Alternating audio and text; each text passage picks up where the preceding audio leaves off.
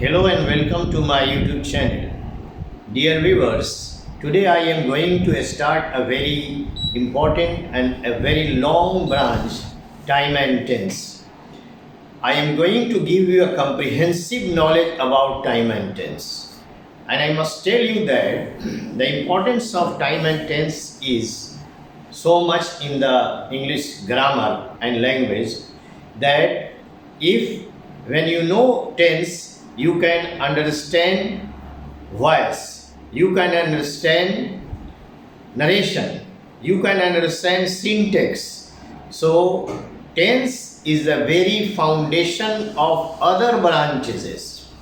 If you do not know tense, you will not be able to understand or follow voice, narration, syntax, question tags, remove to. These are the very important branches in English grammar which are based on the time and tense. So I am going to give you the very base of English grammar, and I am going to give you a very comprehensive detailed knowledge about time and tense.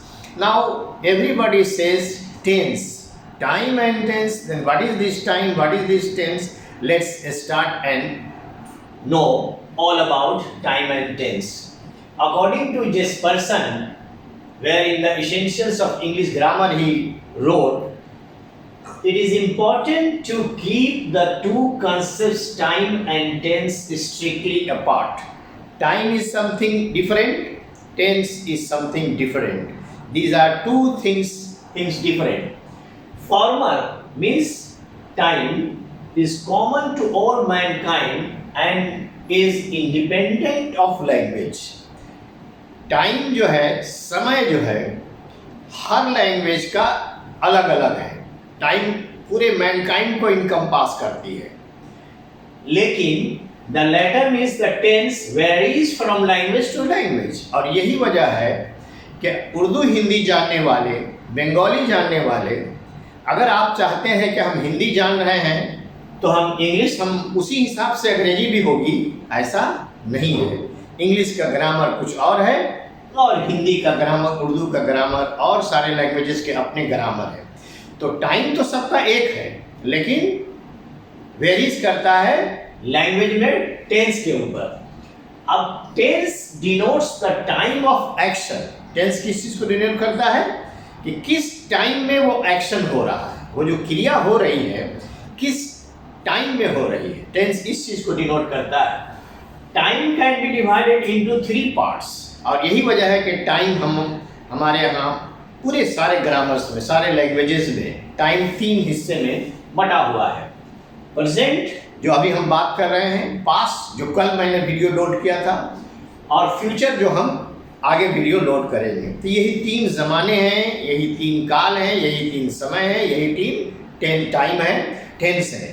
अब the part of speech that is chiefly concerned with the passages of time is the verb. और यही verb है जो determine करता है उस time को, उस टेंस को, कि किस टेंस में ये काम हो रहा है.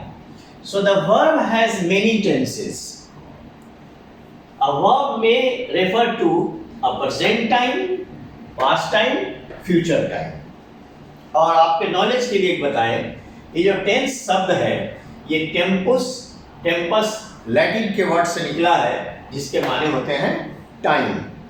अब हम आते हैं कि प्रेजेंट, पास्ट, फ्यूचर, ये मेनली 3 टेंस हुए. नंबर 1. नंबर 2, हर टेंस का अलग अलग 4 डिफरेंट काइंड्स हैं.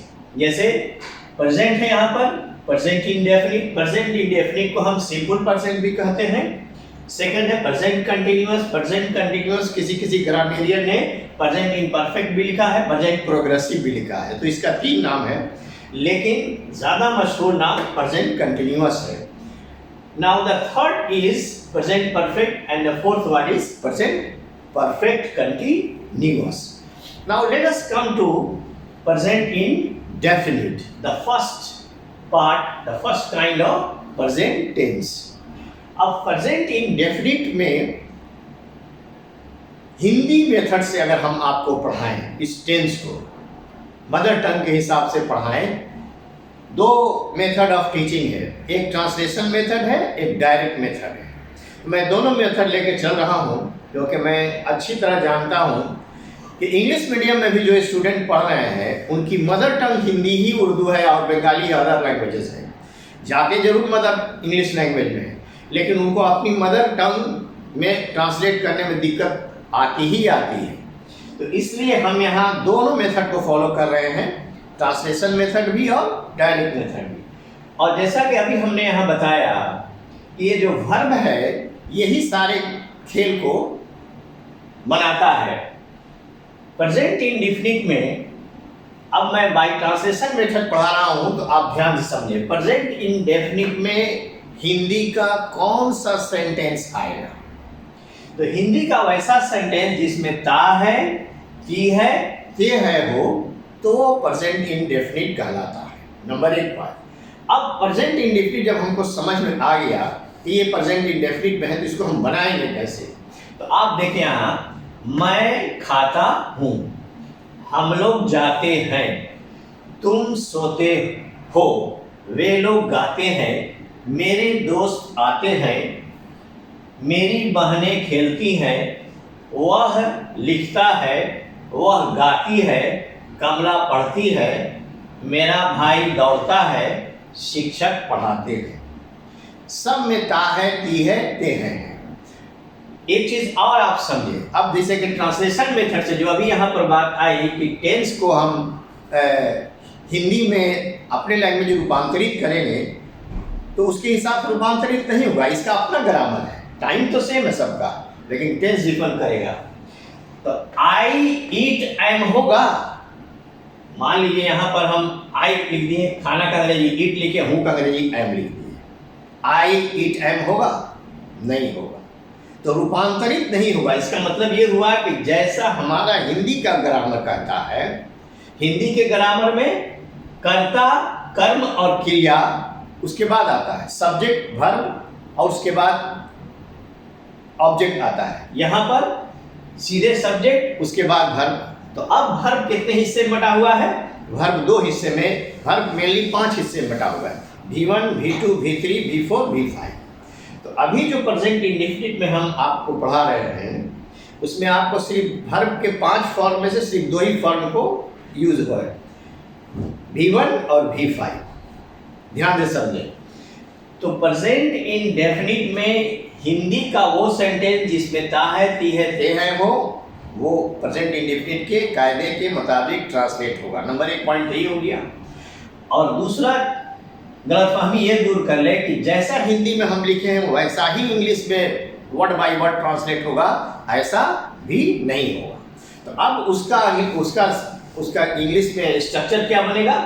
तो उसका स्ट्रक्चर फार्मूला अब आइए यहाँ डायरेक्ट मेथड ऑफ टीचिंग में, सब्जेक्ट प्लस V1 और सब्जेक्ट प्लस V5। तो प्रेजेंट इंडेफिनिट में 2 ही फॉर्म वर्ब का यूज होगा, V1 या V5, V2, V3, V4 के बाद अभी हम लोग नहीं कर रहे हैं।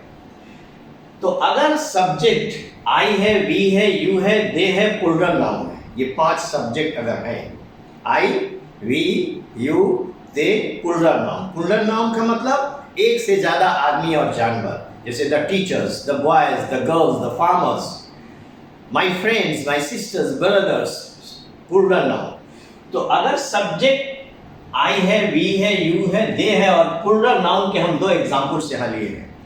प्लूरल नाउन है तो V1 ही होगा और कोई फॉर्म नहीं होगा। तो आप समझे कि मैं खाता हूं का ट्रांसलेट क्या होगा? आई ईट होगा। ये ईट अकेला खाता हूं का मीनिंग दे रहा है। अब आई एम ईट यहां कभी नहीं लिखेंगे। मैं 3-4 मेथड में अंग्रेजी पढ़ा चुका हूं, इसलिए मैं बेस अच्छी तरह जान रहा हूं कि बच्चे गलती कहां कर रहे हैं। तो मैं खाता हूं का मतलब ये हुआ कि आई एम ईट होगा या आई ईटिंग एम होगा, कभी नहीं। पहली बात तो समझ लें कि इसमें ING कभी नहीं लगेगा, खाता हूं में कभी ING नहीं लगेगा, नंबर 1। नंबर 2, ये खाता हूं कि अकेला अंग्रेजी ईट है। आई ईट, मैं खाता हूं, इसी से हो गया। और दूसरा है कि आपको V1 लिखना है कब, जब I, we, you, they plural noun subject हो, एक से ज्यादा। तो ये देखें, आई ईट, मैं खाता हूं, आई ईट, हम लोग जाते हैं, वी गो, तुम सोते हो, यू स्लीप, वे लोग गाते हैं, दे सिंग, और मेरे दोस्त आते हैं, माई फ्रेंड्स कम, एंड मेरी बहनें खेलती हैं, माई सिस्टर्स प्ले। इसमें इज, आर, एम कहीं नहीं लगेगा। अब आए कि गोया यहां सब्जेक्ट 2 हिस्से में बटा हुआ है। एक सब ग्रुप में है I, we, you, they plural noun, अब दूसरे ग्रुप में सब्जेक्ट में है ही, शी, इट और सिंगुलर नाउन। जैसे हमने एग्जाम्पल भी दोनों 2 तरह का दिया है। माई सिस्टर्स, पहले यहां तक आए, वह लिखता है, वह कह रही ही राइट्स, V5 होगा यहाँ, ही राइट्स होगा। अगर सब्जेक्ट ही है तो ही इज राइट नहीं होगा, या ही इज राइटिंग नहीं होगा, याद रहे। यानी ही के साथ ही राइट्स, वह लिखता है, ही राइट्स, वह गाती है, शी सिंग्स, कमला पढ़ती है, कमला रीड्स, और मेरा भाई दौड़ता है, माई ब्रदर रन्स। ये सिंगुलर नाउन का एग्जाम्पल है, ये सिंगुलर नाउन का एग्जाम्पल है। एक आदमी, एक जानवर के नाम के साथ हम V5 लगाएंगे। तो माई ब्रदर रन्स, मेरे शिक्षक पढ़ाते हैं, तो माई टीचर टीचेस। तो इस सब्जेक्ट के साथ ही, शी, इट, सिंगुलर नाउन, इनका मतलब 9 डिफरेंट सब्जेक्ट हुए। एक ग्रुप में प्रेजेंट इंडेफिनिट में, एक ग्रुप में I, we, you, they plural noun को रखते हैं, और दूसरे ग्रुप में he, she, it, singular noun को रखते हैं। तो इसका मतलब इंग्लिश में 9 सब्जेक्ट हुए।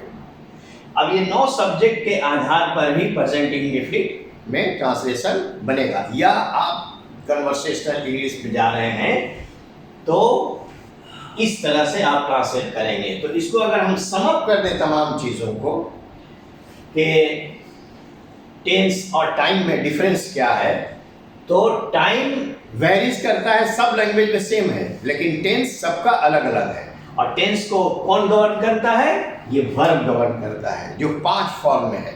अभी हमने वर्ब का पहला स्टेज पढ़ाया है प्रेजेंट इंडेफिनिट, और इसमें हम V1 और V5 का यूज सिर्फ आपको सिखा रहे हैं।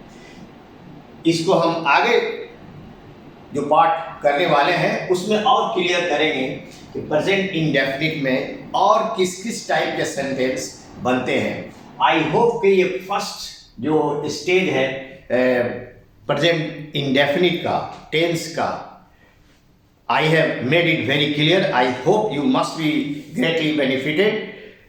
Wait for my next video.